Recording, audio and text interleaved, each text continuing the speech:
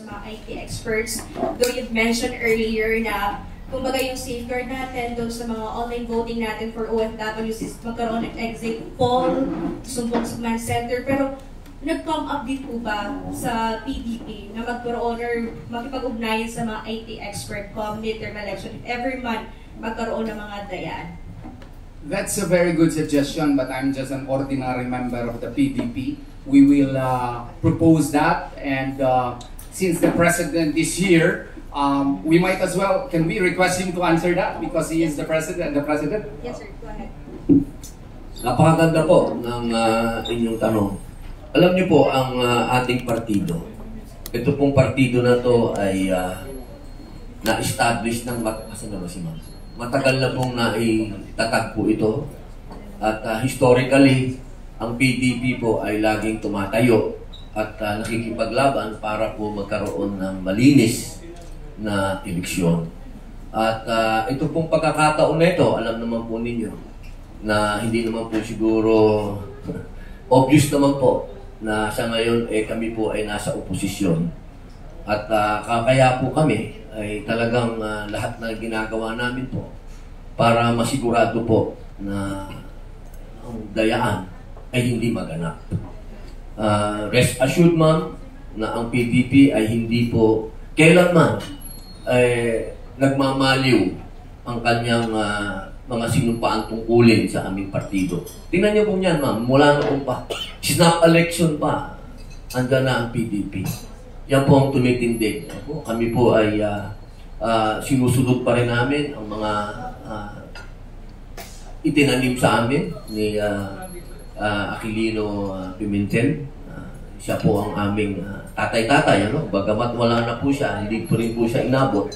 Pero ang mga iniwan po niya sa PDP. At yun pa din po ang ginagawa ng aming chairman na si Rodrigo Roa Duterte. Kaya umasa po kayo na ang PDP po ay hindi natutulog. Siyempre, may mga bagay po dito na hindi namin pwedeng sabihin. Pero may mga bagay po na katulad ng pagsumpa ko sa inyo na kami po ay magbabantay sa eleksyon na ito. Maraming salamat po. Thank you very much. Ano lang po, gusto ko lang dagdagan kung bakit po. Siguro, pinagsama ko lang yung dalawang tanong nyo. Ang tanong nyo po is kung ano yung ginagawa namin, at kung nagkonsulta kami sa IT. Ma'am, una nga, sana po ma-recognize po ng taong bayan na ginagawa na nga namin yung tama na legal na process. Nagpa-file kami ng kaso, hindi po kami nag-iingay lang sa media para po itigil yung online voting. Kasi nga, once pinayagan yan, magkakaakibat na po na problema ang kasunod niyan. So pupunta tayo ngayon dun sa hacking na tanong.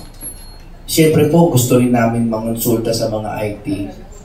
Pero, baka maging hackers election to. Hacker versus hacker pag nag-online tayo.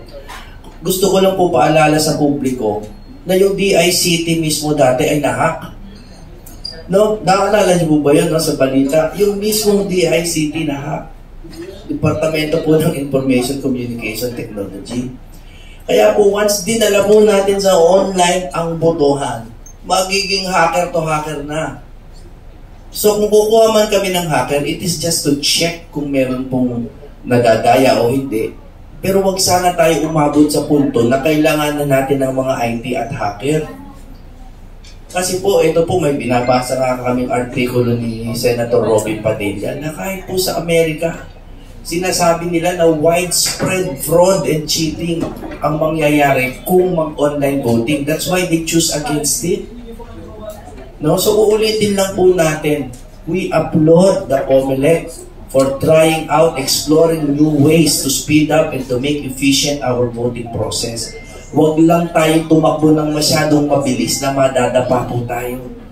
Kawawa naman po ang taong bayan. Kasi po kung napakadali po niyang online voting, bakit tayo mag-experiment sa OFW? Kung talaga pong yan ay reliable, gawin natin sa buong Pilipinas. Lahat tayo madalian, bumoto po tayo mula sa banyo, pwede tayo nakaupo sa trono, bumoboto tayo. Online, hindi na tayo maiinitan. Pero iba po yung efficiency sa expediency. No? Yung experience is too reckless. Kawawa naman po tayo. Sana po dinggin tayo ng Korte Suprema. Kami po ay naninigluhod, humbly and with due respect sa ating mga maestrado. At sa COMELEC din po, alam niyo po, kayo po, nasa inyo ngayon ang kapangyarihan para itigil na lang po sana. This is the request of the party. Our president is here to personally appeal to the COMELEC and to the magistrates. Huwag po tayo mag-online voting. Hindi pa po tayo handa. Kahit po ang US hindi handa, tayo pa po kaya sa totoo lang po. Salamat po. Thank you very much, Attorney Jimmy. Matagdagan ko lang ng konti, no? Para naman hindi masyadong seryoso yung usapan. Kasi yung tanong ni Ma'am Cathy kanina at saka yung isang nagtanong, ano ba yung gagawin natin dito? Nasabi na lahat yung mga precautionary measures at saka yung legal and technical possibilities of safeguarding our votes, particularly yung ating OFW.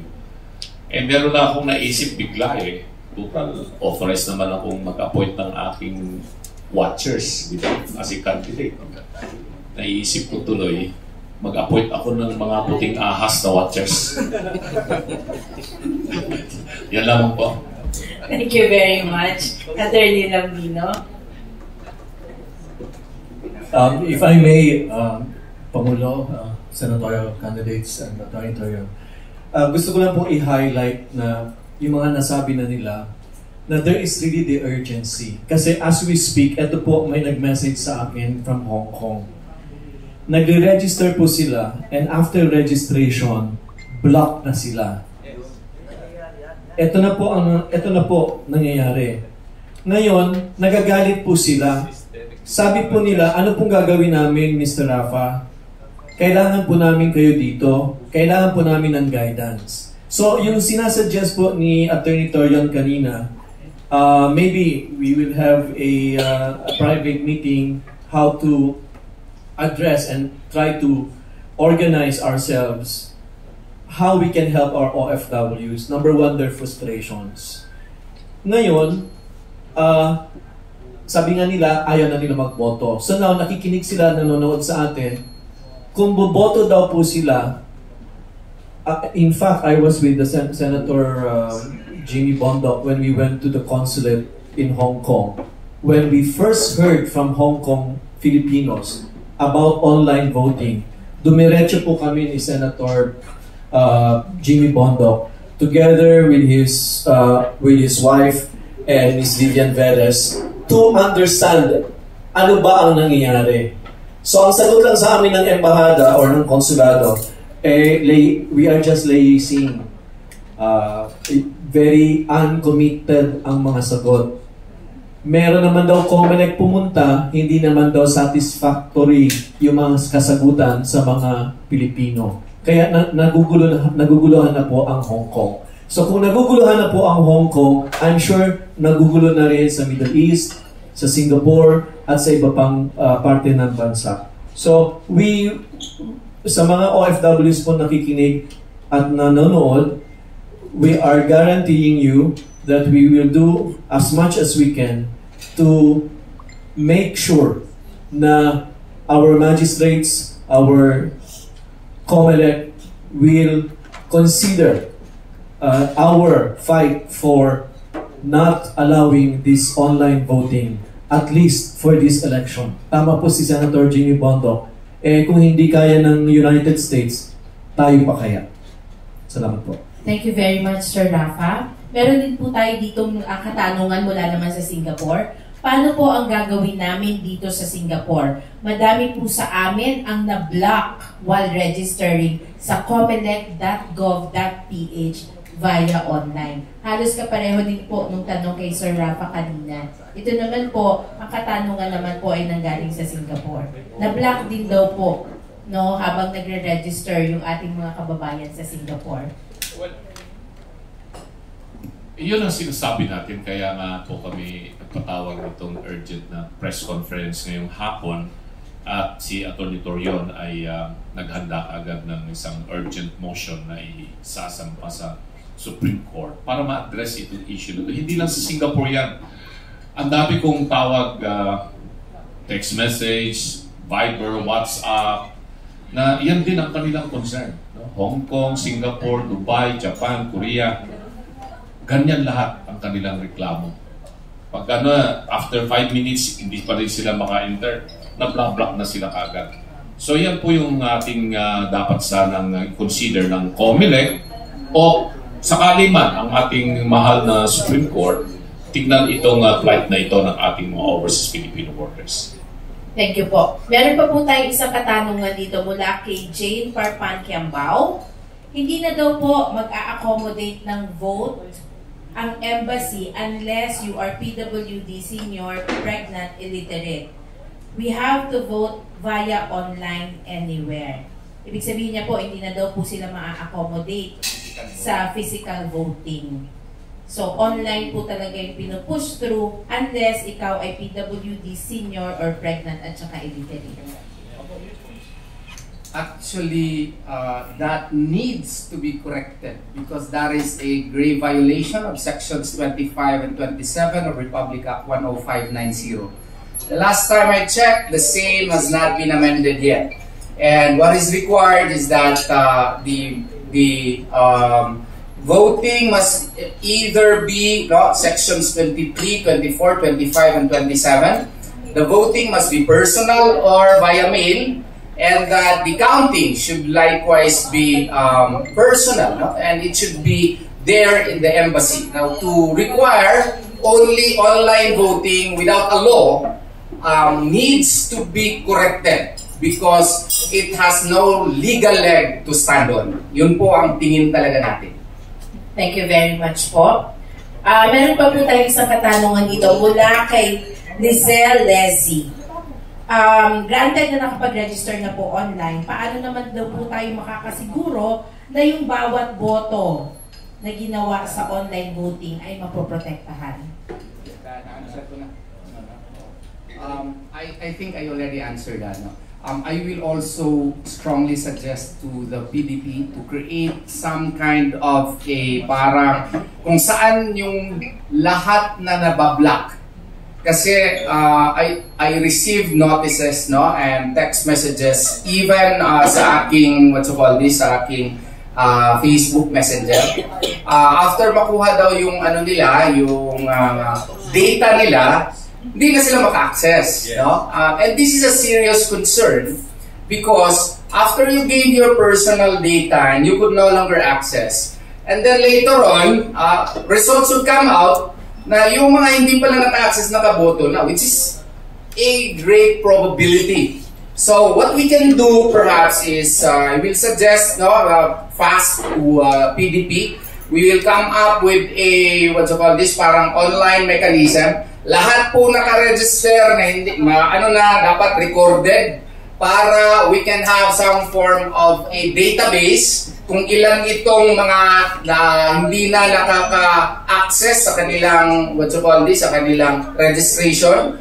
And para naman, mapadulog natin sa Commission on Elections, and we can likewise file the appropriate motion, manifestation with motion, to the Supreme Court about this matter.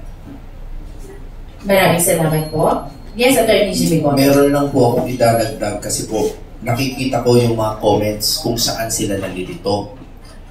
Ang nakikita nila, tinutuligsan namin ng online voting, but we are asking them to participate in online voting. Nakakalito naman po talaga yung ganon. Kaya po nililinaw namin. Number 1 and 2 lang po na points. No, number 1, tinutuligsa po namin ng online voting in the legal way to safeguard your votes. However, kasi po, pag hindi po kami nagtagumpay, dahil hindi naman po namin alam ang magiging desisyon ng Korte Suprema, kailangan po, mag-vote kayo, mag-participate kayo, para meron kayong legal standing, no, to complain. Kasi po, pag nagkadayaan, tas tinanong kayo, ba't ka nagre-reklamo? Kasi po nadaya ako. Bumoto ka ba? Hindi. O hindi ka nadaya. Nililinaw ko lang po kasi we need to make sure that lahat ng strata ng society maintindihan po yung nangyayari. Opo, tinutuligsa namin ng online voting, pero hanggat ngayon na yan ay ini-implement po ng COMELEC, participate, no, so that you will be represented and you will have legal standing to complain and to file a protest later on. Salamat po.